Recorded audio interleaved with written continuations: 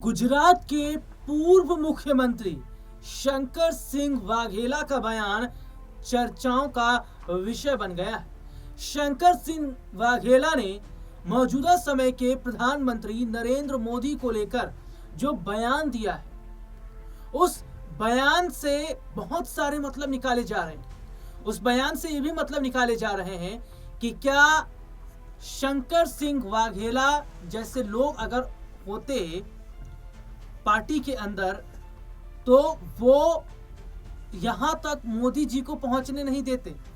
क्या खुलासा उन्होंने किया है और उनके खुलासे के बाद कैसे जो राजनीति जो है वो देखिए किस तरीके से यहां पर अगर मैं कहूं तो वो जो सियासी स्थितियां हैं वो यहां पर अलग होती नजर आ रही है। शंकर सिंह वाघेला ने जो बयान दिया, अगर हम बीजेपी में होते तो नरेंद्र भाई का रास्ता आगे नहीं बढ़ता।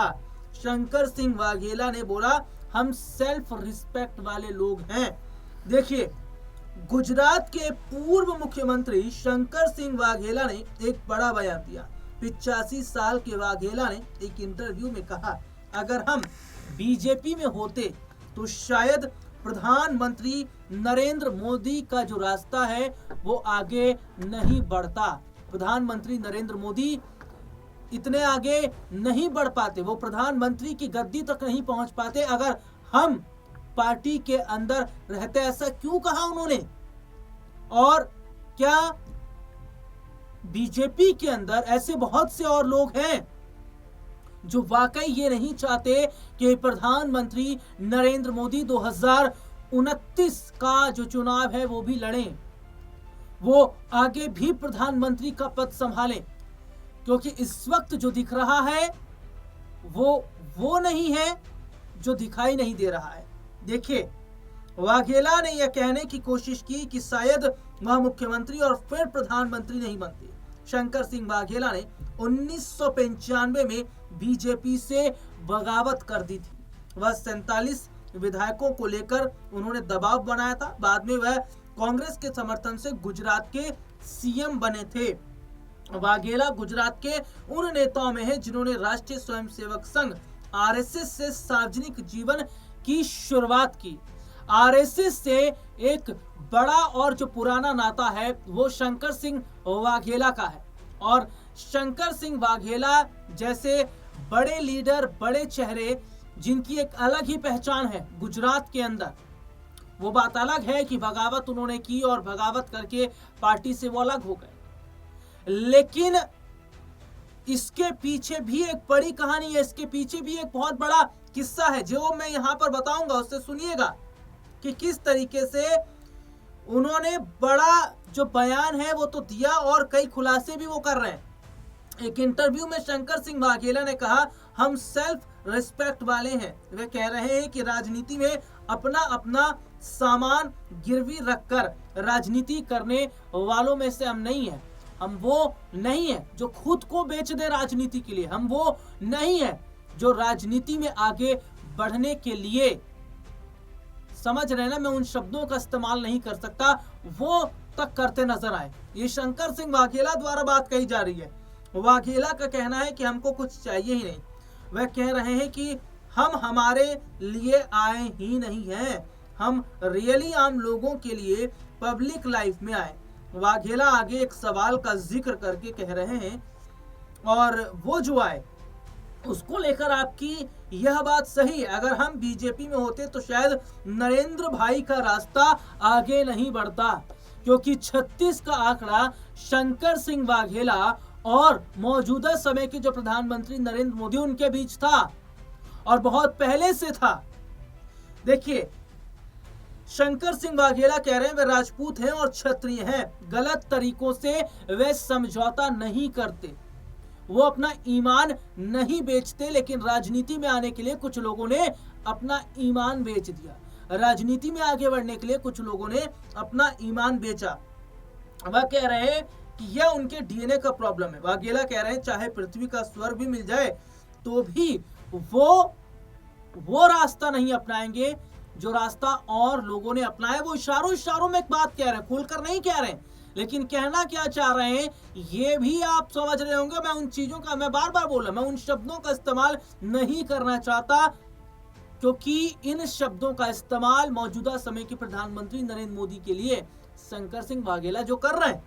वाघेला खुद को मुख्यमंत्री बनने और कांग्रेस के समर्थन पर भी बोलते हैं। वह कह रहे हैं सरकार बनाना उद्देश्य नहीं था, चूंकि कोई विधायक 5 साल से पहले घर नहीं जाना चाहता, इसलिए मैं मुख्यमंत्री बना और सरकार बनी। यह विधायकों के दबाव की वजह से हुआ था। गौरतलब को शंकर सिंह वाघेला ही वो शख्स हैं जिन्होंने गुजरात की राजनीति में आखिरी बगावत को अंजाम दिया था। वह पिछले कुछ सालों से पीएम मोदी और गुजरात मॉडल के आलोचक के तौर पर उभर कर सामने आए हैं। वाघेला गुजरात शराबबंदी को भी खोखला बता चुके। उनका कहना है गांधी सरदार के नाम पर प्रोहिबिशन के कानून को अब और लागू नहीं होना चाहिए। देखिए, सीधे तौर पर अगर अपने दर्शकों को बताऊं कि जो शंकर सिंह वाघेला हैं वो सीएम बनना चाह रहे थे, मुख्यमंत्री बनना चाह रहे थे, लेकिन शंकर सिंह वाघेला को मुख्यमंत्री कौन नहीं बनने दे रहा था? शंकर सिंह वाघेला को बगावत क्यों करनी पड़ी? ये बात इसलिए हम कह रहे हैं क्योंकि शंकर सिंह वाघेला का रास्ता अगर कोई रोक रहा था या किसी ने रोकने की कोशिश की तो वो मोदी जी ही थे। और यही तो वजह है कि शंकर सिंह वाघेला को बगावत करनी पड़ी। और शंकर सिंह वाघेला जिन्होंने बगावत करके उन्होंने सरकार बनाई, वो मुख्यमंत्री बने, लेकिन इस बगावत के पीछे का सबसे बड़ा अगर किसी को वो मानते हैं तो वो मोदी जी हैं। क्योंकि अगर मोदी जी रास्ता ना रोकते या अड़चन ना डालते तो वाघेला को बगावत नहीं करनी पड़ती, विधायक लेकर उन्हें अलग नहीं होना पड़ता, उन्हें कांग्रेस से हाथ नहीं मिलाना पड़ता। लेकिन जिस तरीके से उन्होंने कहा कि कुछ लोगों ने राजनीति में आने के लिए किस तरीके से उन तमाम चीजों को किया, जो वाघेला कह रहे हैं कि उनका स्वार्थ, जो उनका ईमान था वो गवाही नहीं दे रहा था। और शंकर सिंह वाघेला ने कहा कि अगर भारतीय जनता पार्टी का हिस्सा वो होते तो शायद आज देश का प्रधानमंत्री कोई और होता।